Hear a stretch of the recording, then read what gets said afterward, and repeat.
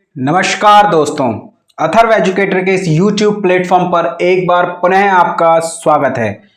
दोस्तों, मध्यकालीन भारत के प्रश्नोत्तरी सीरीज के इस 7वें पार्ट में आज हम एक बार पुनः आपके समक्ष बेहतरीन प्रश्नों को लेकर प्रस्तुत हुए हैं। ये प्रश्न निश्चित तौर पर आपकी तैयारी में चार चांद लगा देंगे। तो चलिए प्रारंभ करते हैं आज का सेशन। पर उससे पहले यदि चैनल पर नए आए हैं या चैनल को अभी तक सब्सक्राइब नहीं किया है तो प्लीज सब्सक्राइब कर दीजिए। वीडियो यदि पसंद आए तो उसे लाइक जरूर कीजिएगा दोस्तों, और अपने ज्यादा से ज्यादा दोस्तों को भी इसे शेयर कीजिएगा।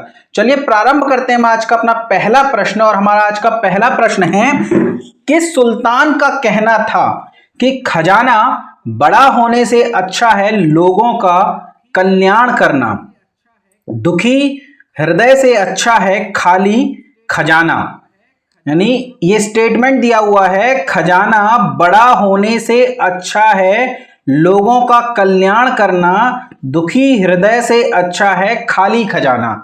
ये एक सुल्तान का कथन है। नीचे आपसे पूछा गया है कि निम्न में से ये किस सुल्तान का कथन है?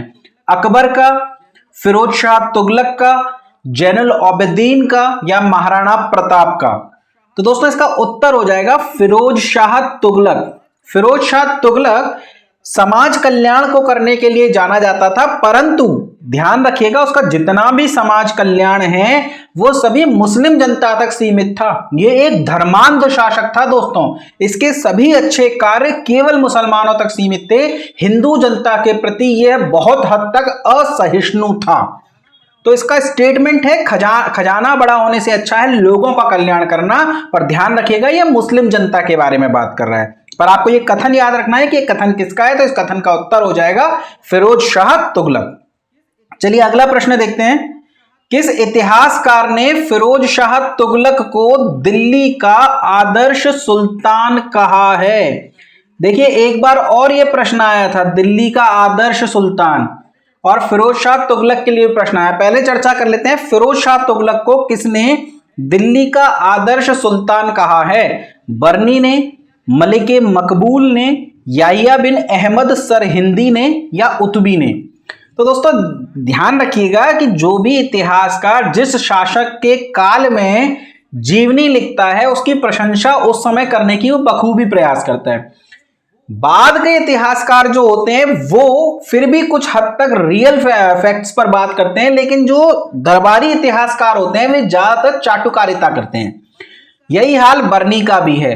बर्नी का ग्रंथ है तारीख ए फिरोज शाही, तारीख ए फिरोज शाही, और इस ग्रंथ में बर्नी फिरोज शाह तुगलक की बहुत अधिक प्रशंसा करता है, और इसी प्रशंसा को करते हुए वो दिल्ली का आदर्श सुल्तान बताता है, और बताता है कि दिल्ली में अब तक जितने भी सुल्तान हुए हैं उसमें सबसे अच्छा शासनकाल यदि किसी का है तो वो फिरोज शाह तुगलक का।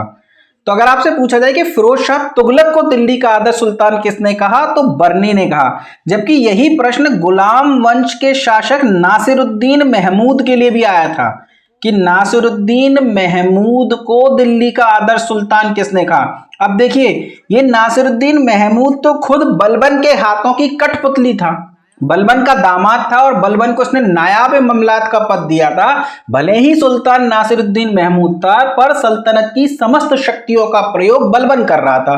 पर फिर भी इसके समय में इतिहास लिखने वाले इतिहासकार ने इसे दिल्ली का आदर्श सुल्तान कहा है। तबकाते नासिरी में इसे दिल्ली का आदर्श सुल्तान कहा गया है। जबकि तारीख फिरोज शाही में फिरोज शाह तुगलक को दिल्ली का आदर्श सुल्तान कहा गया है दोस्तों। तो आपको याद रखना है कि किस इतिहासकार के बारे में पूछा जा रहा है। यदि पूछा जाता है फिरोज शाह तुगलक तो उत्तर हो जाएगा बर्नी, और ग्रंथ हो जाएगा तारीख फिरोज शाही। मलिक मकबूल, याहिया बिन अहमद सरहिंदी और उतबी। याहिया बिन अहमद सरहिंदी की बात करें तो इसकी किताब का या इनकी पुस्तक का नाम था तारीख मुबारक शाही, तारीख मुबारक शाही।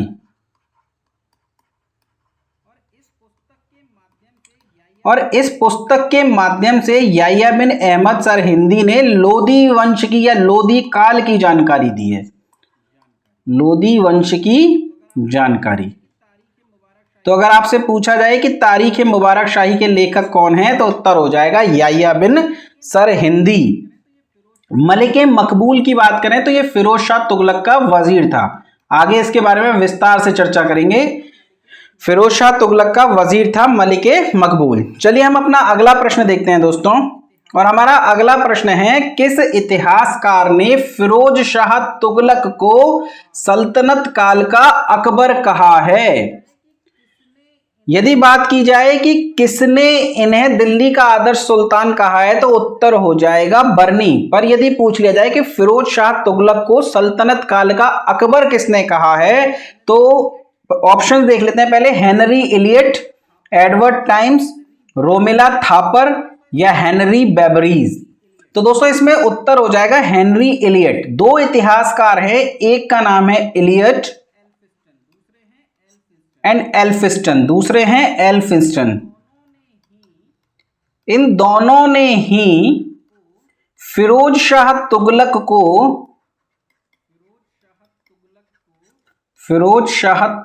को सल्तनत काल का अकबर कहा है।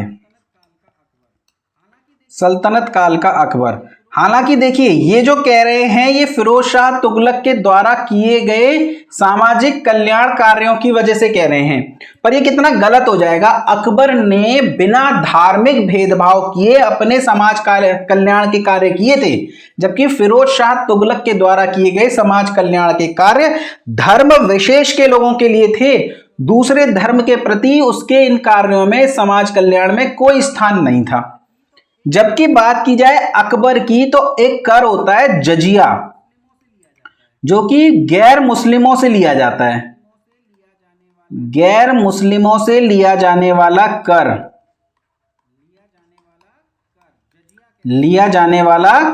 जजिया कहलाता है।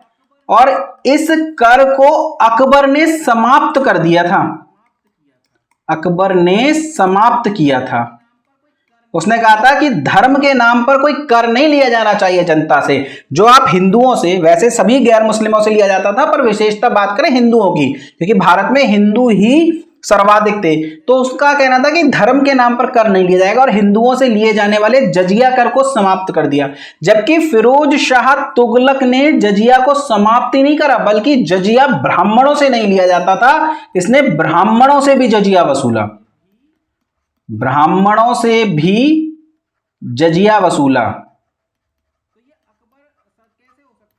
तो ये अकबर कैसे हो सकता है अकबर के बराबर? ये तो एंटी अकबर है। अकबर हिंदू मुस्लिम एकता का प्रतीक था, जबकि फिरोज शाह तुगलक धर्मांध शासक था। अकबर ने जजिया को समाप्त किया, जबकि फिरोज शाह तुगलक ने ब्राह्मणों से भी जजिया वसूला। तो ये सल्तनत काल का अकबर नहीं है, बल्कि ये तो अकबर का प्रतिरूप है, अपोजिट है अकबर का। लेकिन इलियट ने और एल्फिंस्टन ने इसे सल्तनत काल का अकबर कहा है।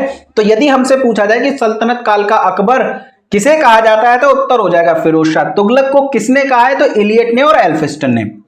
ऑप्शन में इलियट दिया हुआ है तो हमारा उत्तर हो जाएगा हेनरी इलियट। चलिए हम अपना अगला प्रश्न देखते हैं, और हमारा अगला प्रश्न है, तारीख फिरोज शाही की रचना किसने करी दोस्तों? बर्नी ने, अमीर तिमूरी ने, इब्न बतूता ने या रिज कुल्लाह ने? तो इसी वीडियो में हम चर्चा कर चुके हैं कि तारीख फिरोज शाही नामक पुस्तक की रचना की है बर्नी ने। तारीख फिरोज शाही नामक पुस्तक की रचना किसने की है? बर्नी ने। और इसी पुस्तक में उसने फिरोज शाह तुगलक को दिल्ली का आदर्श सुल्तान कहा है।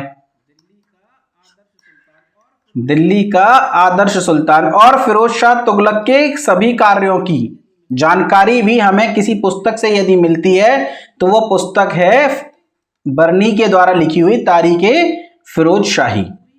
बात करें अमीर तिमूरी की, इब्न बतूता की या रिज कुल्लाह की, तो अमीर तिमूरी की पुस्तक का नाम है, या अमीर तिमूरी की किताब का नाम है मलूफ जात ए तिमूरी।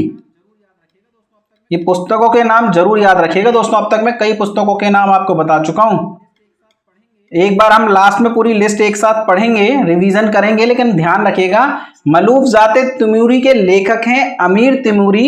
इब्न बतूता की पुस्तक है रेहला, ये इसका यात्रा वृत्तांत था, अरबी भाषा में लिखा गया था। मैंने आपको बताया था पूरा इब्न बतूता के बारे में कि इब्न बतूता मोरक्को से आया था, मोहम्मद बिन तुगलक के काल में भारत आया, लगभग 14 वर्षों तक रहा, दिल्ली में काजी के पद पर कार्य किया।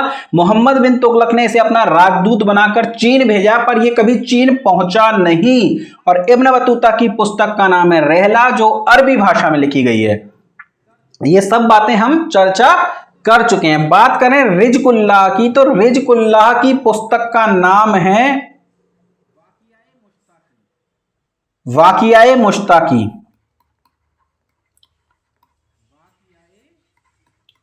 वाक़ियाए मुश्ताकी।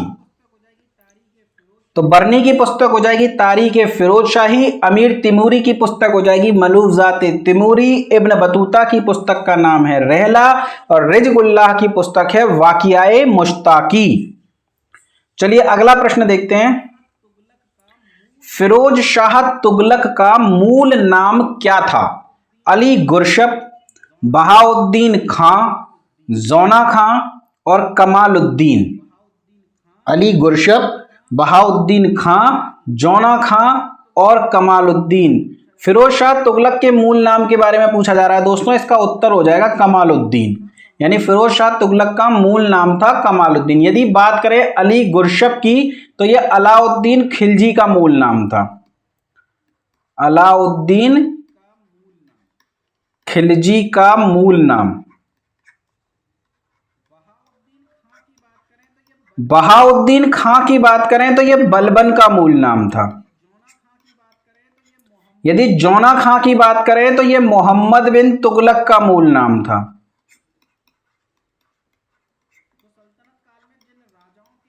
तो सल्तनत काल में जिन राजाओं के मूल नाम आपसे पूछे जा सकते हैं, उसमें से एक नाम है अलाउद्दीन खिलजी, जिसका मूल नाम हो जाता है अली गुरशप या अली गुरशाप, बलबन का बहाउद्दीन खां, मोहम्मद बिन तुगलक का ज़ौना खां और फिरोज शाह तुगलक का हो जाएगा कमालुद्दीन। उपाधि है एक उलूग खां। ये उलूग खां की उपाधि की बात की जाए तो ये उपाधि बलबन ने की थी। अगर आपसे प्रश्न पूछा जाए और उसमें बलबन ऑप्शन में हो तो आपको बलबन ही लगाना है दोस्तों, क्योंकि बलबन अपनी उपाधि उलूग खां के लिए प्रसिद्ध था। किंतु ये उलूग खां की उपाधि मोहम्मद बिन तुगलक ने भी धारण की है। मोहम्मद बिन तुगलक ने भी धारण करी है और इसी मोहम्मद बिन तुगलक की इस उपाधि के नाम पर फिरोज शाह तुगलक ने एक नहर बनवाई थी, जिस नहर का नाम था उलूग खानी नहर। तो वो जो उलूग खानी नहर थी वो मोहम्मद बिन तुगलक की उपाधि उलूग खां के सम्मान में बनवाई थी। तो ध्यान रखिएगा, यदि प्रश्न में पूछा जाए उलूग खां की उपाधि किसकी थी, ऑप्शन में बलबन है तो आप बलबन करेंगे, ऑप्शन में मोहम्मद बिन तुगलक है तो मोहम्मद बिन तुगलक करेंगे। दोनों दिया हुआ है तो प्रश्न विवादित है, पर मैं अपने अनुभव के आधार पर आपको बता रहा हूं कि आपको ऐसी स्थिति में बलबन करना चाहिए। बाकी तो बोर्ड की मर्जी, पर ऐसे विवादित प्रश्न नहीं पूछे जाते दोस्तों। पर आप याद रखिएगा, फिर भी माइंड में सारे फैक्ट आपके पता होने चाहिए आपको। चलिए हम चलते हैं अपने अगले प्रश्न की ओर, और हमारा अगला प्रश्न है, किसने फिरोज शाह तुगलक को धर्मांध शासक कहा है? देखिए, सल्तनत काल का अकबर कहा है एल्फिस्टन ने और इलियट ने, दिल्ली का आदर्श सुल्तान कहा है बर्नी ने, और धर्मांध शासक किसने कहा है? स्मिथ ने, आरसी मजूमदार ने, रोमेला थापर ने या वेलिंगटन ने। तो दोस्तों इसका उत्तर हो जाएगा आरसी मजूमदार ने। ये कथन आपको याद रखने होंगे दोस्तों। जैसे मोहम्मद बिन तुगलक के संबंध में मैंने आपको कई कथन बताए थे कि उसे खूनी शासक किसने कहा, तो खूनी शासक कहा इसामी ने। बुद्धिमान मूर्ख किसने कहा, तो बुद्धिमान मूर्ख कहा था इसामी ने ही। पागलपन के अवशेष किसमें शेष हैं, ये किसने कहा था, तो ये कहा था एल्फिस्टन ने।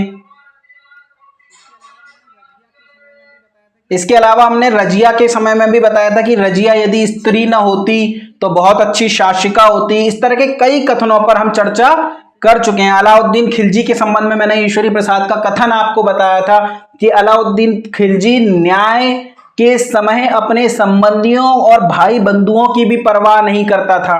तो इस तरीके के कई कथन इतिहास में फेमस हैं और आपको याद रखने हैं कथन किसने कहा है। इसी प्रकार फिरोज शाह तुगलक को धर्मांध शासक कहा है आरसी मजूमदार ने। चलिए अगला प्रश्न हम देखते हैं। हमारा अगला प्रश्न है फिरोज शाह तुगलक के संबंध में असत्य कथन छांटिए। दिल्ली का पहला ऐसा सुल्तान जिसने शरीयत को पूर्ण रूप से लागू किया, शासक बनते ही ऋण पंजिकाओं को नष्ट किया और ऋण को माफ किया, प्रशासनिक पदों को प्रदान करने का आधार योग्यता को बनाया, या सल्तनत काल का प्रथम शासक जिसने राज्य की आमदनी का ब्यौरा तैयार करवाया। आपको बताना है दोस्तों असत्य कथन इनमें से कौन सा है। यदि बात करें पहले कथन की कि दिल्ली का पहला ऐसा सुल्तान जिसने शरीयत को पूर्ण रूप से लागू किया, यह कथन सत्य हो जाएगा दोस्तों। मैं आपको पहले ही बता चुका यह धर्मांध शासक है, अपने हर फैसले को धर्म की नजर से देखता है और इस्लामिक कानून शरीयत कहलाता है। इससे पूर्व किसी भी राजा ने शरीयत को पूर्ण रूप से लागू नहीं करा है, लागू किया है। शरीयत उनके कानून का आधार होता था पर एज इट इज शरीयत को लागू नहीं कर दिया गया।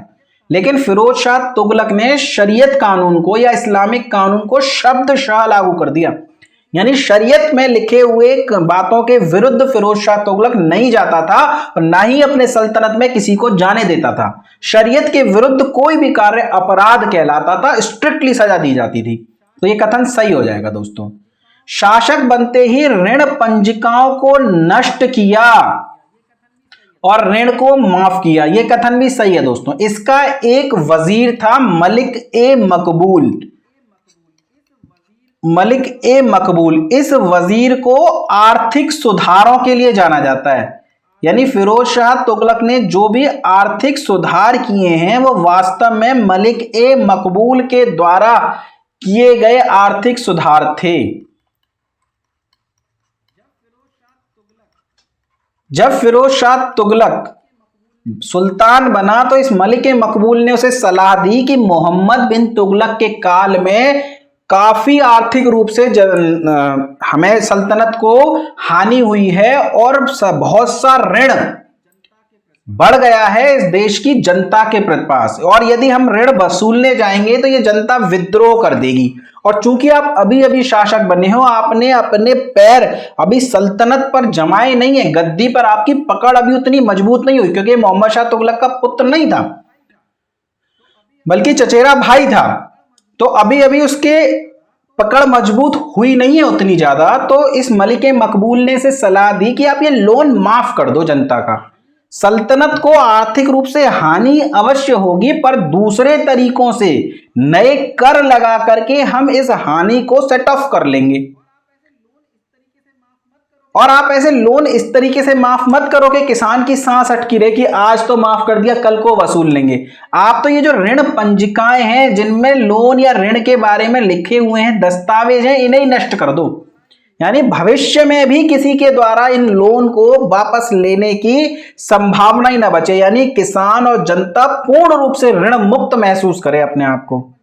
तो शासक बनते ही ऋण पंजिकाओं को नष्ट कर दिया, ये कथन भी सही है, यानी ना ए हमारा उत्तर है ना ही बी। प्रशासनिक पदों को प्रदान करने का आधार योग्यता को बनाया। योग्यता को तो दोस्तों मोहम्मद बिन तुगलक ने बनाया था, इसने तो पलट दिया और इसने फिर से वंशानुगत कर दिया, यानी योग्यता कोई आधार नहीं रह गई, अब तो वंशानुगत। कोई सेनापति है तो उसके बेटे को सेनापति बना दिया जाएगा, चाहे वो योग्य हो या न हो। तो प्रशासनिक पदों को प्रदान करने का आधार योग्यता न होकर के वंशावली यानी वंश परंपरा होगी। तो ये कथन हमारा असत्य है। असत्य पूछा है तो हमारा उत्तर यही हो जाएगा दोस्तों। दिल्ली का पहला ऐसा शासक था जिसने राज्य की आमदनी का ब्यौरा तैयार करवाया। हिसामुद्दीन नाम के व्यक्ति को इसने हायर करा और कहा कि आप जांच पड़ताल कीजिए, सर्वे कीजिए, पर यह पता लगाइए कि राज्य की वास्तविक आय होती कितनी है। आज भी तो निकालते हैं ना हम प्रति व्यक्ति आय, राष्ट्र की नेशनल आय कितनी है। तो फिरोज शाह तुगलक दिल्ली का पहला ऐसा शासक था जिसने राज्य की आय को निकालने का प्रयास करा कि पता लगाया जाए कि राज्य की आमदनी होती कितनी है, और इसके लिए ख्वाजा हिसामुद्दीन नाम के व्यक्ति को अपॉइंट करा। ध्यान रखिएगा यह बात। चलिए आज का अगला प्रश्न है, फिरोज शाह तुगलक ने आय का ब्यौरा तैयार करवाया और उसने किस अधिकारी को इस कार्य के लिए नियुक्त किया। इस प्रश्न का तो उत्तर मैं अभी दे ही चुका दोस्तों, ख्वाजा हिसामुद्दीन। मलिक मकबूल वजीर था, अभी अभी हमने चर्चा करी कि आर्थिक सुधारों के लिए जाना जाता था। ध्यान रखिएगा इस मलिक मकबूल की एक उपाधि थी, खान ए जहां। इसे खाने जहां मलिक मकबूल कहा जाता था। मूल रूप से यह मुसलमान नहीं था बल्कि यह ब्राह्मण था, तेलंगाना का ब्राह्मण था, यानी इसने धर्म परिवर्तित किया था।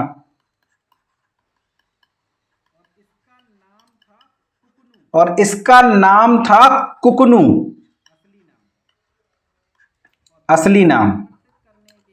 और धर्म परिवर्तित करने के बाद इसने मलिक मकबूल नाम रखा। इसकी उपाधि खाने जहां। आप देखिए एक हिंदू था, फिर भी फिरोज शाह तुगलक जैसे धर्मांध शासक ने इसे वजीर का पद दिया। वो फिरोज शाह तुगलक जो पद के लिए योग्यता को आधार नहीं मानता बल्कि वंश परंपरा को आधार मानता था।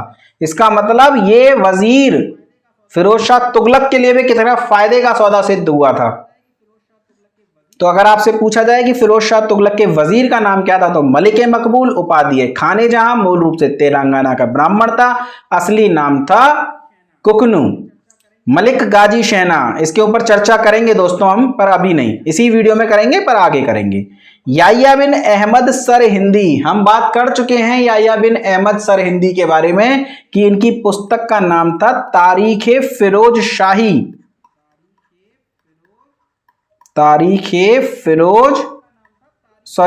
इनकी पुस्तक का नाम था तारीख मुबारक शाही। तारीख फिरोज शाही तो बरनी की थी, तारीख मुबारक शाही। चलिए दोस्तों ध्यान रखिएगा, राज्य की आय का ब्यौरा तैयार करवाने के लिए जिस अधिकारी को नियुक्त किया वो व्यक्ति था ख्वाजा हिसामुद्दीन। चलिए हम देखते हैं अपना अगला प्रश्न। ये वही स्लाइड है, बता चुका हूं सब कुछ, मलिक मकबूल के बारे में, उनकी उपाधियों के बारे में, उनके मूल नाम के बारे में। चलिए, भारत में सर्वप्रथम जजिया किसके द्वारा वसूला गया। भारत में सर्वप्रथम जजिया किसके द्वारा वसूला गया। मोहम्मद बिन कासिम, अकबर, फिरोज शाह तुगलक या औरंगजेब। तो भारत में सर्वप्रथम जजिया दोस्तों मोहम्मद बिन कासिम के द्वारा वसूला गया था। 712 ईस्वी में भारत पर आक्रमण करने वाला पहला अरब आक्रमणकारी था मोहम्मद बिन कासिम, जिसने भारत के सीमा प्रांत पर कुछ क्षेत्रों पर कब्जा कर लिया और वहां पर उसने सिक्का चलाया और सिक्के का नाम था दिरहम नाम का सिक्का। और ध्यान रखिएगा जजिया भी लगाया था उसी क्षेत्र में, पूरे भारत में नहीं बल्कि इसके विजित क्षेत्रों में इसने जजिया लगाया। जजिया क्या होता है, तो गैर मुस्लिमों से वसूला जाने वाला एक धार्मिक कर। जजिया से कई प्रश्न बनते हैं दोस्तों, जैसे भारत में सर्वप्रथम जजिया किसके द्वारा लगाया गया, तो मोहम्मद बिन कासिम।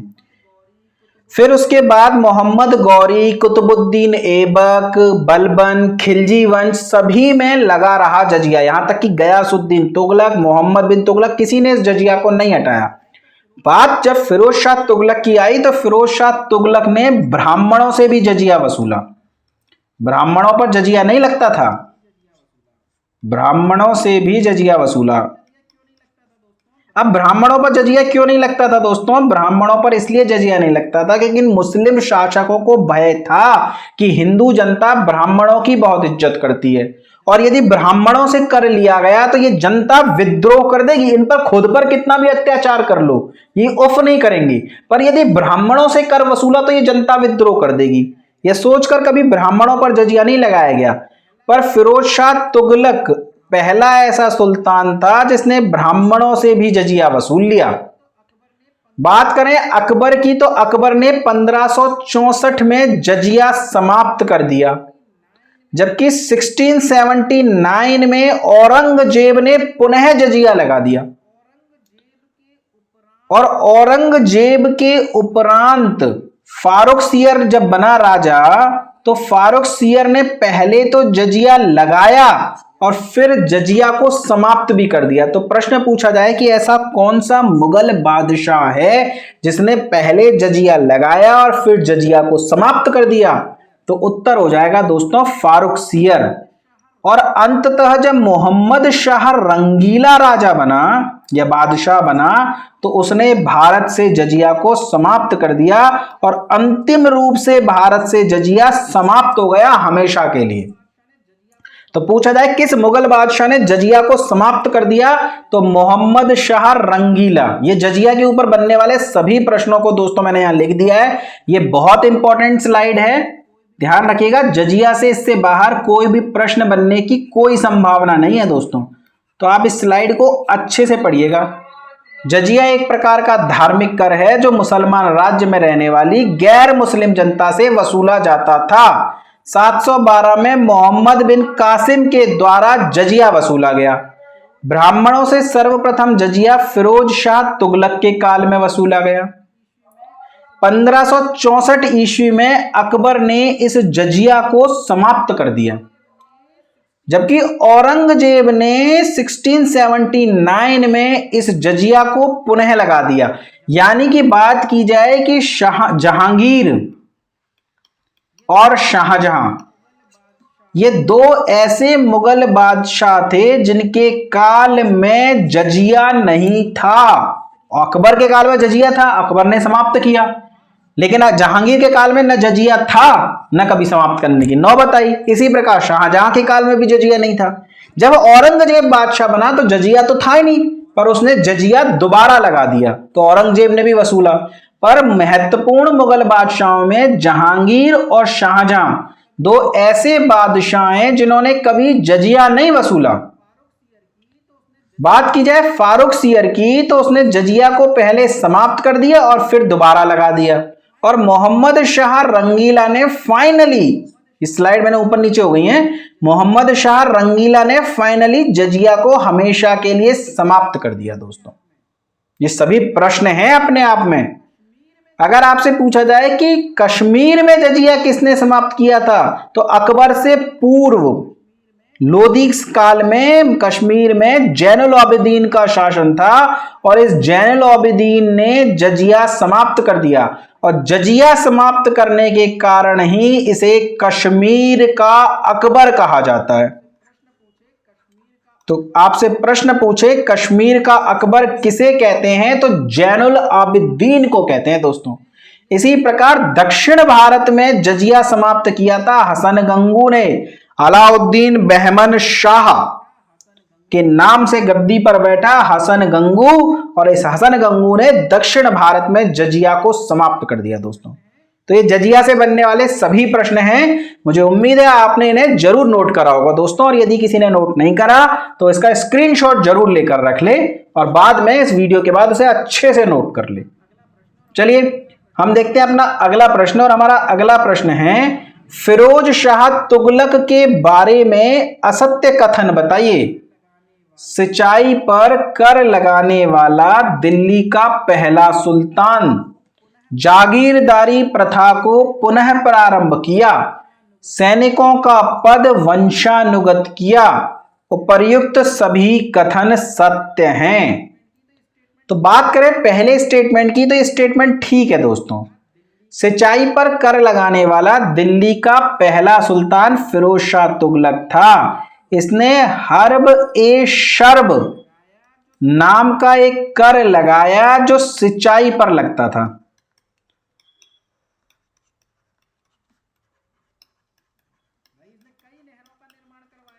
भाई इसने कई नहरों का निर्माण करवाया और फिरोज शाह तुगलक के काल में सर्वाधिक नहरों का निर्माण हुआ, जिसमें से उलूग खानी नहर, रजवाही नहर, ये फेमस नहरें थी।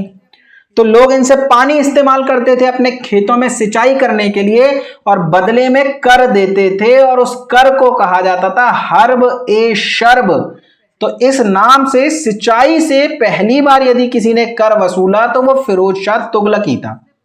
जागीरदारी प्रथा को भी इसने पुनः प्रारंभ किया और अलाउद्दीन खिलजी जो कैश वेतन देने की परंपरा चलाई थी उस परंपरा को पूरी तरह समाप्त कर दिया। देखिए गयासुद्दीन तुगलक ने भी समाप्त किया था पर पूर्ण रूप से समाप्त कर दिया फिरोज शाह तुगलक ने। और जागीरदारी प्रथा को वेतन के बदले भूमि दी जाती थी, जागीरें दी जाती थी, इक्ता दिए जाते थे, इस व्यवस्था को पुनः प्रारंभ करा।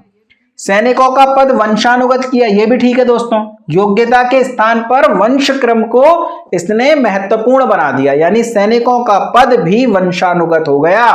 चाहे आपके अंदर सैनिकों की काबिलियत हो या न हो, आप योद्धा हो या न हो, पर यदि आपके पिता सेना में थे तो आपको भी सेना में नौकरी मिल जाएगी। इसी वजह से तुगलक वंश का शीघ्र पतन हो गया फिरोज शाह तुगलक के बाद, क्योंकि सेना को बहुत अधिक क्षति पहुंचाई इस फिरोज शाह तुगलक ने। फिरोज शाह तुगलक में उड़ीसा के अलावा कोई महत्वपूर्ण सैन्य अभियान नहीं हुआ दोस्तों। और तैमूर के आक्रमण ने, नासिरुद्दीन महमूद जब शासक बनेगा तो तैमूर का आक्रमण हुआ 1398 में। उसने तो ये समझ लीजिए कि तुगलक वंश के साम्राज्य में अंतिम कील ठोक दी। पर फिरोज शाह तुगलक का बहुत बड़ा हाथ था इस तुगलक वंश के पतन में, इसकी नीतियों का। योग्यता को आधार जो बनाया था मोहम्मद बिन तुगलक ने, उसे समाप्त करना इसकी सबसे बड़ी भूल थी। इसके बाद जागीरदारी प्रथा को इसने पुनः प्रारंभ कर दिया। सामंत व्यवस्था, इक्तेदार मजबूत होते चले गए और जब भी राज्य में जो भी सामंत कह लो, जमींदार कह लो, इक्तेदार कह लो, गवर्नर कह लो, सूबेदार कह लो, जो भी आप कहना चाहते हैं, जब ये मजबूत होते हैं तो हमेशा केंद्रीय सत्ता कमजोर होती है दोस्तों। और यही हुआ तुगलक वंश के साथ। राज्य की सत्ताएं मजबूत होती चली गई और केंद्र की सत्ताएं कमजोर होती चली गई। मोहम्मद बिन तुगलक के काल से ही विद्रोह प्रारंभ हो चुके थे। सर्वाधिक विद्रोह हुए थे मोहम्मद बिन तुगलक के काल में, 22 विद्रोह। और फिरोज शाह तुगलक के काल में धीरे धीरे तुगलक वंश पतन की ओर चला गया दोस्तों। चलिए हम देखते हैं अगला प्रश्न। फिरोज शाह तुगलक के संबंध में सत्य कथन छांटिए।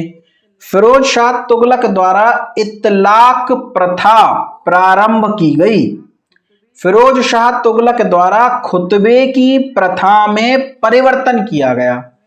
फिरोज शाह तुगलक के काल में सर्वाधिक दासों का निर्यात होता था। आपको इसमें से सत्य कथन बताना है दोस्तों। तो देखिए फिरोज शाह तुगलक द्वारा इतलाक प्रथा प्रारंभ की गई थी, ये सही है। इतलाक प्रथा ये एक तरीके का अपॉइंटमेंट लेटर होता था दोस्तों। इसे नियुक्ति पत्र कह सकते हैं। नियुक्ति पत्र जिसमें सैनिकों का वेतन लिखा होता था। सैनिकों का वेतन लिखा होता था।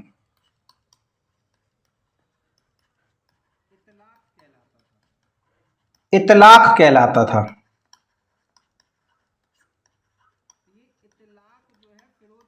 तो ये इतलाक जो है फिरोज शाह तुगलक के द्वारा ही प्रारंभ किया गया, इसे इतलाक प्रथा कहते हैं। तो इतलाक प्रथा किसके द्वारा प्रारंभ की गई? तो उत्तर हो जाएगा फिरोज शाह तुगलक के द्वारा।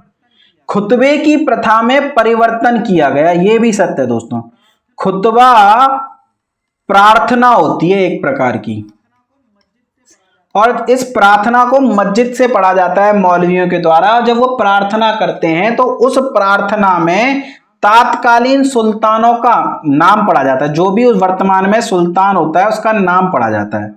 तात्कालीन सुल्तान का नाम पढ़ा जाता है। तो फिरोज शाह तुगलक ने इस खुतबे की प्रथा में परिवर्तन करके ये कहा कि न सिर्फ तात्कालीन सुल्तान का बल्कि पूर्व के सुल्तान का नाम भी खुतबे में, पूर्व के सभी सुल्तानों का नाम, सभी सुल्तानों का नाम भी खुतबे में पढ़ा जाना चाहिए।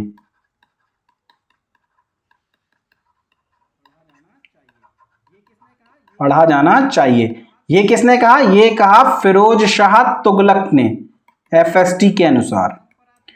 यानी परंपरा क्या थी? परंपरा थी कि खुतबा जब पढ़ा जाएगा तो उस खुतबे में तात्कालीन सुल्तान का नाम पढ़ा जाएगा। पर फिरोज शाह तुगलक ने कहा कि न सिर्फ तात्कालीन सुल्तान का बल्कि पूर्व के सभी सुल्तानों का नाम इस खुतबे में पढ़ा जाए। पर फिरोज शाह तुगलक के काल में दासों का सर्वाधिक निर्यात होता था, यह कथन गलत है। बल्कि एफएसटी ने, फिरोज शाह तुगलक ने तो दासों के निर्यात पर प्रतिबंध लगा दिया था कि दासों का किसी भी प्रकार का निर्यात नहीं होगा सल्तनत में। सल्तनत से कोई भी दास बाहर नहीं बेचे जाएंगे। दास प्रथा को समाप्त नहीं करा, बल्कि दास सल्तनत में ही सेवा करेंगे, सल्तनत से बाहर नहीं जाएंगे, ऐसा प्रतिबंध लगा दिया गया फिरोज शाह तुगलक के द्वारा। तो तीसरा कथन असत्य हो जाएगा, केवल पहला और दूसरा सही है। तो आप देख लीजिए ऑप्शन में कहां दिया हुआ है, यह हमारा सही उत्तर हो जाएगा दोस्तों।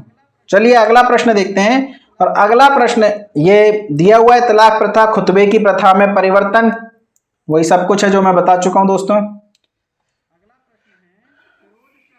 अगला प्रश्न है, फिरोज शाह तुगलक के काल में सुल्तानों का नाम, पूर्व के सुल्तानों का नाम भी खुतबे में पढ़ा जाने लगा, किंतु किस सुल्तान का नाम खुतबे में नहीं पढ़ा जाता था?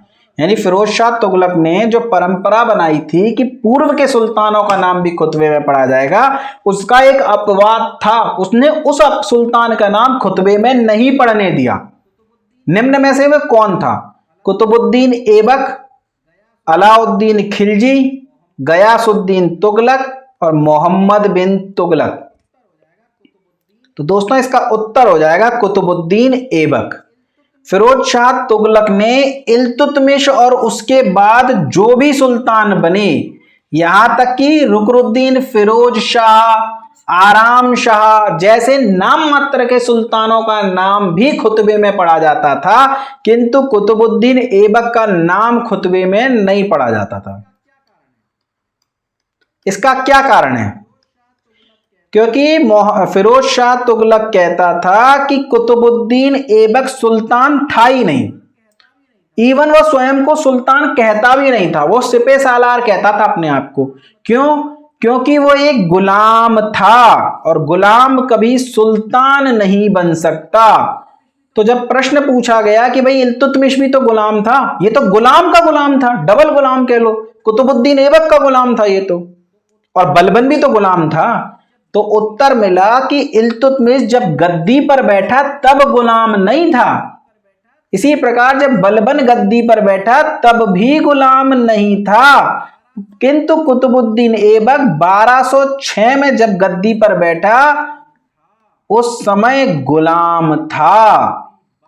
और एक गुलाम कभी बादशाह नहीं बन सकता, इस वजह से सुल्तान नहीं बन सकता, इस वजह से उसने कुतुबुद्दीन ऐबक का नाम खुतबे में पढ़ने से इनकार कर दिया। उसके उपरांत के जितने भी शासक थे सभी का नाम खुतबे में पढ़ा जाने लगा, सिवाय कुतुबुद्दीन ऐबक के। चलिए हम चर्चा करते हैं अगले प्रश्न पर। हमारा अगला प्रश्न है, सिंचाई कर को सल्तनत काल में क्या कहते थे? सयूर गल, हब ए शर्ब, राते रातबी और मुंसिफे मुंसिफा। तो ध्यान रखना दोस्तों, इसका उत्तर हो जाएगा हब ए शर्ब। सयूरगल एक प्रकार की जमींदारी मतलब जागीर कह सकते हैं, जो कि धार्मिक कार्यों के लिए इस्तेमाल होती थी। मुंसिफे मुंसिफान प्रशासनिक पद था, जबकि राते रातबी कुछ नहीं होता। इसका उत्तर है हब ए शर्ब। सिंचाई पर लिया जाने वाला कर हब ए शर्ब कहलाता था दोस्तों। चलिए अगला प्रश्न है, फिरोज शाह तुगलक के काल में कितने दास थे? 1,80,000, 3,60,000, 2,40,000 या 1,20,000? तो दोस्तों सर्वाधिक दास यदि किसी सुल्तान के काल में थे तो वह सुल्तान था फिरोज शाह तुगलक। लगभग 1,80,000 दास थे इसके समय में, और इसने इतने संख्या में दास थे तो इन दासों को मैनेज करने के लिए एक विभाग ही बना दिया था। और इस विभाग का नाम था दीवान ए बंदगान। दीवान ए बंदगान। दासों की देखभाल के लिए, उनके प्रशिक्षण के लिए एक विभाग बनाया, जिस विभाग का नाम था दीवान ए बंदगान। 1,80,000 दास थे फिरोज शाह तुगलक के काल में। तो हमारा उत्तर हो जाएगा 1,80,000। चलिए अगला प्रश्न देखें। इसने दासों के निर्यात पर भी प्रतिबंध लगाया था, चर्चा कर चुके हैं हम। चलिए अगला प्रश्न है, फिरोज शाह तुगलक द्वारा स्थापित खैराती अस्पताल का नाम क्या था? दवाए खैरात, दारुल सराय, दारुल शफा या दारुल लता। एक इसने चैरिटेबल हॉस्पिटल चलाया था, फ्री हॉस्पिटल स्टार्ट किया था, जिसमें आकर के कोई भी मरीज, गरीब से गरीब मरीज अपना मुफ्त इलाज करा सकता है। उस अस्पताल का नाम था दारुल शफा। ध्यान रखिएगा दोस्तों, एक खैराती अस्पताल था, चैरिटेबल हॉस्पिटल था, जहां मुफ्त इलाज होता था, और उस अस्पताल का नाम था दारुल शफा। चलिए अगला प्रश्न है, फिरोज शाह तुगलक के संबंध में सत्य कथन बताइए। फिरोज शाह तुगलक के काल में सार्वजनिक निर्माण विभाग की स्थापना हुई। दिल्ली सल्तनत में सर्वाधिक नहरों का निर्माण फिरोज शाह तुगलक के काल में हुआ। फिरोज शाह तुगलक मोहम्मद शाह तुगलक का, मोहम्मद शाह नहीं, मोहम्मद बिन तुगलक का पुत्र था। केवल एक कथन सत्य है, 2 और 3 सत्य हैं, सभी कथन सत्य हैं या सभी कथन असत्य हैं। तो दोस्तों ये कथन तो हम चर्चा कर चुके हैं कि सर्वाधिक नहरों का निर्माण यदि किसी के काल में हुआ तो वो फिरोज शाह तुगलक था। यानी हमारा दूसरा कथन तो सही है, तो पहला तो हमारा उत्तर नहीं हो सकता, और सभी कथन असत्य हैं, ये भी हमारा उत्तर नहीं हो सकता। अब ए और सी में देखना है। तो हम ये भी चर्चा कर चुके हैं कि फिरोज शाह तुगलक मोहम्मद बिन तुगलक का पुत्र नहीं था, बल्कि चचेरा भाई था। तो ये कथन गलत हो जाएगा दोस्तों। तो तीसरा तो सत्य हो नहीं सकता, तो ये भी हमारा उत्तर नहीं हो सकता। हमारा उत्तर हो जाएगा, सॉरी, सी नहीं हो सकता, हमारा उत्तर हो जाएगा बी। ध्यान रखिएगा, हमारा उत्तर हो जाएगा बी।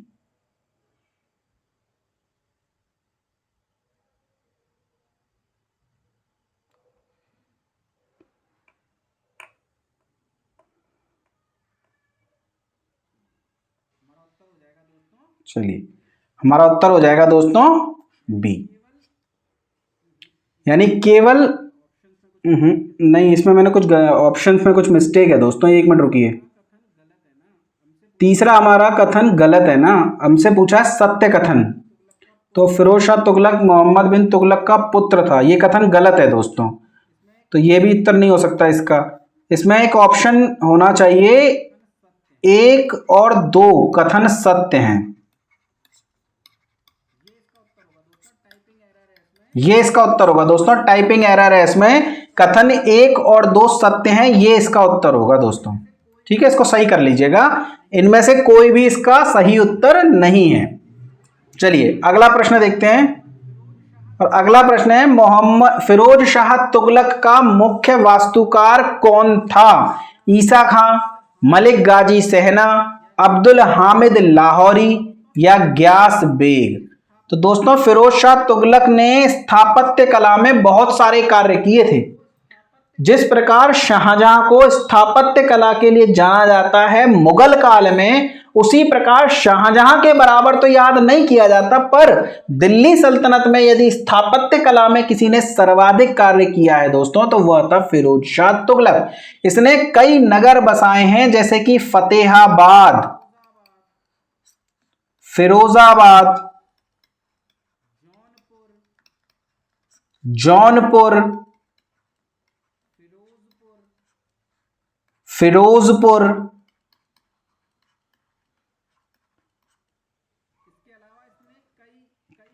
इसके अलावा इसने कई और चीजें बनवाई हैं, जैसे कि ताश घड़ियाल बनवाया है। अभी क्या है इस पर चर्चा हम करेंगे, मैंने प्रश्न दिया हुआ है आपको। तो ताश घड़ियाल की स्थापना करी है। तो इसलिए इसके वास्तुकार का नाम बहुत ज्यादा इंपॉर्टेंट हो जाता है दोस्तों, और इसके मुख्य वास्तुकार का नाम है मलिक गाजी शहना। मलिक गाजी शहना इसके मुख्य वास्तुकार का नाम है। किसके? फिरोज शाह तुगलक के। तो आपसे पूछा जाए फिरोज शाह तुगलक का मुख्य वास्तुकार कौन था, तो उत्तर हो जाएगा मलिक गाजी शहना। चलिए अगला प्रश्न देखते हैं। तो हमारा अगला प्रश्न है, फिरोज शाह तुगलक द्वारा निम्न में से किस इमारत की मरम्मत नहीं करवाई गई थी? देखिए मैं आपको पहले ही बता चुका, स्थापत्य कला में बहुत अधिक कार्य किया है फिरोज शाह तुगलक ने। तो फिरोज शाह तुगलक ने कई नए नगरों को बसाया, साथ ही पुरानी कई इमारतों का उसने मरम्मत का कार्य भी करवाया, और लगभग जितनी भी इमारतें उसके काल में थी उन सभी में उसने मरम्मत करवाई। तो कुतुब मीनार में भी उसने मरम्मत करवाई थी, शमशी तालाब में भी उसने मरम्मत करवाई थी, अलाई दरवाजे में भी मरम्मत करवाई थी। लेकिन बुलंद दरवाजा तो दोस्तों अकबर के द्वारा बनवाया गया है, और अकबर का काल तो मुगल काल में आएगा, तो वो ये तो था ही नहीं ना प्रेजेंट, तो इसकी मरम्मत कैसे करवा सकता है? तो उत्तर हो जाएगा हमारा बुलंद दरवाजा। यानी थोड़ा सा अगर दिमाग से भी हम प्रश्न को सॉल्व करने की कोशिश करें तब भी हम इसका उत्तर निकालने में कामयाब हो जाएंगे। चलिए हम देखते हैं अपना अगला प्रश्न। निम्न में से कौन सा नगर फिरोज शाह तुगलक द्वारा नहीं बसाया गया? हिसार, फिरोजपुर, फिरोजाबाद और रोहतक। तो दोस्तों मोहम्मद बिन तुगलक ने कई नगरों का निर्माण किया था, मुख्यतः आपको 5 नगर पता होने चाहिए। एक तो फतेहाबाद, फतेहाबाद जो इसने अपने पुत्र फतेह सिंह के नाम पर बसाया था। इसके अलावा फिरोजपुर अपने नाम पर बसाया, हिसार, जौनपुर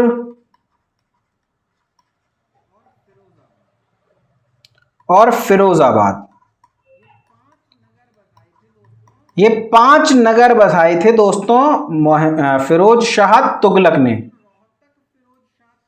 लेकिन रोहतक फिरोज शाह तुगलक के द्वारा नहीं बसाया गया था।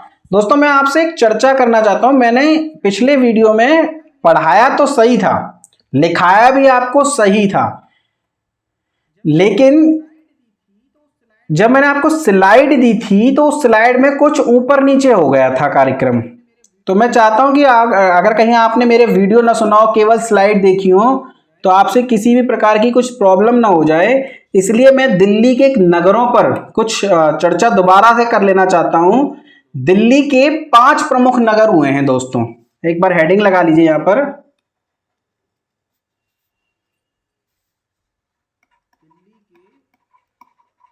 दिल्ली के प्रमुख नगर। अगर बात करें दिल्ली के प्रमुख नगरों में, तो इसमें जो पहला नगर होता है दोस्तों वो होता है किला ए राय पिथौरा। किला ए राय पिथौरा, इसके निर्माण को लेकर विवाद है। बहुत से इतिहासकार कहते हैं कि इसका निर्माण कुतुबुद्दीन ऐबक के द्वारा कराया गया, जबकि बहुत से इतिहासकार मानते हैं कि यह राय पिथौरा यानी पृथ्वीराज चौहान का किला था, जिस पर कुतुबुद्दीन ऐबक ने कब्जा कर लिया। बहरहाल आपको याद रखना है कि यह दिल्ली का पहला नगर है। जबकि यदि चर्चा करें दिल्ली के दूसरे नगर पर, तो दिल्ली का दूसरा नगर हो जाएगा सीरी, जिसका निर्माण करवाया था अलाउद्दीन खिलजी ने, और 1304 में इसे राजधानी बनाया। ये हमने चर्चा करी थी दोस्तों। बात करें तीसरे नगर पर, दिल्ली का तीसरा नगर क्या था? तो दिल्ली का तीसरा नगर था तुगलकाबाद। कौन सा था? तुगलकाबाद, जिसकी स्थापना गयासुद्दीन तुगलक के द्वारा की गई। दिल्ली का चौथा प्रमुख नगर था जहां पनाह नगर, जिसकी स्थापना मोहम्मद बिन तुगलक के द्वारा की गई थी। और 5वां था फिरोजाबाद। और मैंने आपको कहा था कि ये उत्तर प्रदेश का जिला फिरोजाबाद नहीं है, बल्कि दिल्ली का फिरोजाबाद है, जहां पर आज फिरोज शाह कोटला स्टेडियम है ना, वही फिरोज शाह कोटला स्टेडियम का नया नाम क्या हो गया? अरुण जेटली के नाम पर रख दिया गया है अब, लेकिन पुराना नाम क्या था? फिरोज शाह कोटला स्टेडियम। तो वो जो फिरोजाबाद में है, वो फिरोजाबाद दिल्ली का 5वां प्रमुख नगर था। स्लाइड में मैंने तुगलकाबाद को ऊपर लिख दिया था, सीरी को नीचे लिख दिया था, जबकि वो गलत हो जाएगा दोस्तों। तो एक बार इसको ध्यान रखिएगा, दिल्ली के प्रमुख नगरों में पहला है किला राय पिथौरा, दूसरा है सीरी, तीसरा है तुगलकाबाद, चौथा है जहांपना नगर और 5वां है फिरोजाबाद। फिरोज शाह तुगलक के नगरों पर हम चर्चा कर रहे थे, मैं आपको नोट करा चुका, फतेहाबाद, हिसार, फिरोजपुर, फिरोजाबाद और जौनपुर। चलिए अगला प्रश्न देखते हैं, और अगला प्रश्न है, किस नगर को अखनीनपुर के नाम से भी जाना जाता है? फिरोज शाह तुगलक के द्वारा बसाए गए नगरों में से किसी एक को अखनीनपुर के नाम से भी जानते हैं, वो कौन सा है? फतेहाबाद, हिसार, फिरोजाबाद या जौनपुर? तो दोस्तों इसका उत्तर हो जाएगा फतेहाबाद। फतेहाबाद को अखनीनपुर के नाम से भी जाना जाता है। चलिए अगला प्रश्न है, जौनपुर नगर फिरोज शाह तुगलक द्वारा किसकी याद में बनवाया गया? गयासुद्दीन तुगलक, अबू बकर शाह, अलाउद्दीन सिकंदर शाह या मोहम्मद बिन तुगलक? इसका उत्तर हो जाएगा दोस्तों मोहम्मद बिन तुगलक। इसका मूल नाम क्या था? मूल नाम था जौना खां। तो इसके मूल नाम पर मोहम्मद बिन तुगलक के सम्मान में जौनपुर नगर बसाया, और इसकी उपाधि क्या थी? उलूग खां। तो उलूग खानी नहर का निर्माण भी मोहम्मद बिन तुगलक के ही सम्मान में किया गया था, फिरोज शाह तुगलक के द्वारा। तो याद रखिएगा इन दोनों तथ्यों को। चलिए अगला प्रश्न है, सल्तनत काल की सबसे लंबी नहर कौन सी है? रजवाही नहर, बड़वासिनी नहर, यमुना नहर या उलूग खानी नहर? तो दोस्तों ध्यान रखिएगा, सल्तनत काल की सबसे लंबी नहर है उलूग खानी। सल्तनत काल की सबसे लंबी नहर लगभग 195 मील लंबी नहर है, और यमुना से निकाली गई है, यमुना से हिसार तक इस नहर का विस्तार किया गया था। तो आपसे पूछा जाए उलूग खानी नहर का निर्माण किसने करवाया? तो फिरोज शाह तुगलक ने। किसके सम्मान में करवाया? तो मोहम्मद बिन तुगलक के सम्मान में। सल्तनत काल की सबसे लंबी नहर है कितनी? 195 मील लंबी। कहां से कहां तक? तो यमुना से हिसार तक। चर्चा करें रजवाही नहर पर, तो सल्तनत काल की दूसरी सबसे लंबी नहर है। सबसे लंबी नहर है रजवाही नहर, 95 मील लंबी है लगभग, यानी उलूग खानी नहर की तुलना में काफी छोटी है, पर सल्तनत काल की दूसरी सबसे लंबी नहर है, जो कि निकाली गई है सतलुज नदी से, और सतलुज से घग्गर तक इस नहर का निर्माण किया गया है दोस्तों। तो सल्तनत काल की सबसे लंबी नहर उलूग खानी, और दूसरी सबसे लंबी नहर हो जाएगी रजवाही नहर। यहां मैंने 195 था, उसके फ्लो में लिख गया दोस्तों 150 मील। इसको आप कर लीजिए 150 मील लंबी। उलूग खानी नहर सल्तनत काल की सबसे लंबी नहर थी, जिसका निर्माण फिरोज शाह तुगलक के काल में हुआ, यमुना नदी से हिसार तक 150 मील लंबी। जबकि सल्तनत काल की दूसरी सबसे महत्वपूर्ण नहर रजवाही नहर सतलुज से घग्गर तक 95 मील लंबी। चलिए अगला प्रश्न है, फिरोज शाह तुगलक के काल में कुल कितने शाही कारखानों का निर्माण किया गया? 5 प्रकार के नगर बसाए गए, साथ ही ताश घड़ियाल की स्थापना की गई, और कई शाही कारखाने भी बनाए गए। दोस्तों आपसे पूछ रहा है कि कितने शाही कारखाने बने? 26, 36, 51 या 105? तो ध्यान रखिएगा 36 कारखानों का निर्माण फिरोज शाह तुगलक के काल में हुआ, और ये कारखाने दो प्रकार के होते थे। जो फिरोज शाह तुगलक के टाइम में जो कारखाने बनते थे वो दो प्रकार के होते थे दोस्तों। एक होता था रातबी कारखाना, रातबी कारखाना, और दूसरा होता था गैर रातबी कारखाना, गैर रातबी कारखाना।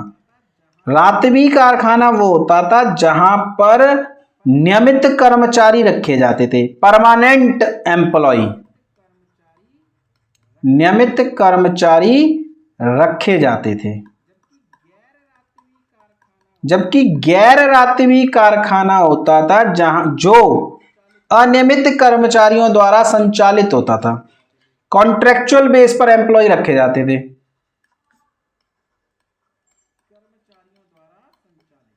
कर्मचारियों द्वारा संचालित। देखिए कारखाने का यदि आपको नाम याद हो जाए, ध्यान न रहे कि किसके द्वारा, तो रातबी कारखाना। नियमित कर्मचारी है तो रात भी बिताएगा, जबकि गैर रातबी यानी रात नहीं बिताएगा नियमित कर्मचारी, किसी भी हालत में ओवर टाइम नहीं करेगा। क्यों? क्योंकि वो परमानेंट थोड़ी है। तो रातबी कारखाना नियमित कर्मचारी रखे जाते थे, गैर रातबी कारखाना जहां अनियमित कर्मचारी रखे जाते थे। और सल्तनत काल में फिरोज शाह तुगलक के काल में 36 शाही कारखानों का निर्माण किया गया था। चलिए अगला प्रश्न देखते हैं। और अगला, ये आप एक बार स्लाइड देख लीजिए। और अगला प्रश्न है ताश घड़ियाल क्या है। देखिए आ गया हमारा प्रश्न। आपने मेरे मुंह से 2-3 बार ताश घड़ियाल सुना होगा इस वीडियो में, इसलिए मैं बताना नहीं चाह रहा था कि ताश घड़ियाल क्या है। तो यदि चर्चा करें कि ताश घड़ियाल क्या है, रेत का टीला, सूर्य घड़ी, फिरोज शाह तुगलक द्वारा निर्मित सराय, या जल घड़ी, तो इसका उत्तर हो जाएगा दोस्तों ताश घड़ियाल एक प्रकार की जल घड़ी है। ताश का तात्पर्य होता है दोस्तों तालाब, और घड़ियाल घड़ी, ये घड़ियाल मगरमच्छ प्रजाति के जीव की बात नहीं हो रही है, बल्कि घड़ियाल मतलब घड़ी और ताश मतलब जल। मोहम्मद शाह तुगलक के काल में उस समय जल घड़ी का निर्माण किया गया था, जिसका नाम रखा गया था ताश घड़ियाल। तो आपसे पूछे ताश घड़ियाल क्या है, तो जल घड़ी है। किसके काल में निर्माण किया गया? उत्तर हो जाएगा फिरोज शाह तुगलक। आज का हमारा अंतिम प्रश्न है दोस्तों, तारीख फिरोज शाही नामक पुस्तक के लेखक कौन है?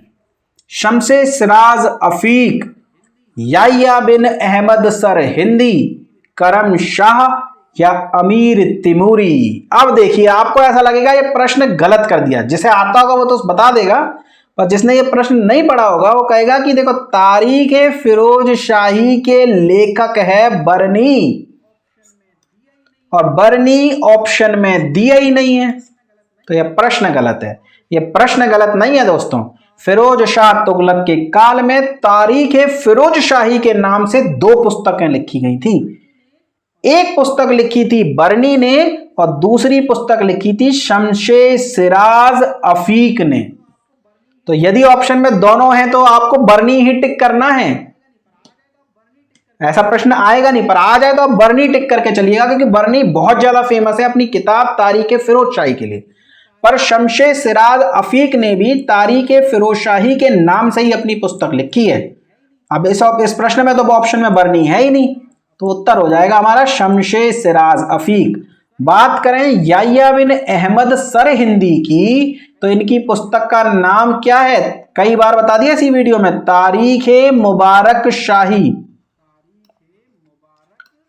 तारीख मुबारक शाही। बात करें अमीर तिमूरी की, तो इनकी पुस्तक का नाम है मलूफ जात ए तिमूरी। यह आत्मकथा है इनकी, ऑटोबायोग्राफी है मलूफ जात ए तिमूरी। किसने लिखी है? अमीर तिमूरी ने। तारीख मुबारक शाही याह्या बिन अहमद सर हिंदी ने। तारीख फिरोज शाही, इस पुस्तक की रचना करी है बरनी ने, और इसी पुस्तक के नाम से लिखा है शमशे सिराज अफीक ने भी। बात करें यदि करम शाह की, तो करम शाह फिरोज शाह तुगलक के टकसाल प्रमुख थे। फिरोज शाह तुगलक के टकसाल प्रमुख। अब इनके टकसाल के प्रमुख का नाम क्यों याद करना है, और किसी का तो नहीं याद करा। वो इसीलिए दोस्तों कि फिरोज शाह तुगलक के काल में सल्तनत काल के सर्वाधिक सिक्के भी ढाले गए। 3 सिक्के बनाए गए, शंसगनी, अद्दा और बिक। इन सिक्कों के बारे में अगले वीडियो में हम प्रश्न के माध्यम से पूरे विस्तार से चर्चा करेंगे। अभी तो आप ध्यान रखिए कि 3 सिक्के ढाले गए हैं, संसगनी, अद्दा और बिक। इस वजह से इनके टकसाल के प्रमुख का नाम भी महत्वपूर्ण हो जाता है और वो नाम है करम शाह। भाई कर्म करोगे तो पैसा मिलेगा, सिक्के मिलेंगे, तो करम शाह। इसके अलावा हमने कई सिक्कों के बारे में पहले भी पढ़ा है। दिरहम नाम का सिक्का मोहम्मद बिन कासिम के द्वारा चलाया गया। टंका और जीतल इल्तुतमिश के द्वारा चलाए गए। अदली नाम का सिक्का मोहम्मद बिन तुगलक के द्वारा चलाया गया। और शंसगनी, अद्दा और बिक फिरोज शाह तुगलक के द्वारा चलाए गए। इसके अलावा बहलोली नाम का सिक्का बहलोल लोदी के द्वारा चलाया गया। दिरहम की बात करें तो ये चांदी का सिक्का होता है, टंका भी चांदी का होता है, अदली भी चांदी का होता है, बहलोली भी चांदी का होता है, शंसगनी भी चांदी का होता है। जबकि जीतल एक तांबे का सिक्का है। और बात करें यदि अद्दा और बिक की, तो ये चांदी और तांबे के मिश्रित सिक्के होते हैं। दोस्तों यहां पर सल्तनत काल के सभी सिक्कों के नाम मैंने इसी स्लाइड पर लिख दिए हैं। अगले वीडियो में भी विस्तार से चर्चा करेंगे और बार बार आपको रिवीजन कराते रहेंगे। दोस्तों किसी भी प्रकार की चिंता करने की आपको आवश्यकता नहीं है, आप तो बस सेशन को लाइक कीजिए और चैनल को सब्सक्राइब कीजिए। धन्यवाद दोस्तों।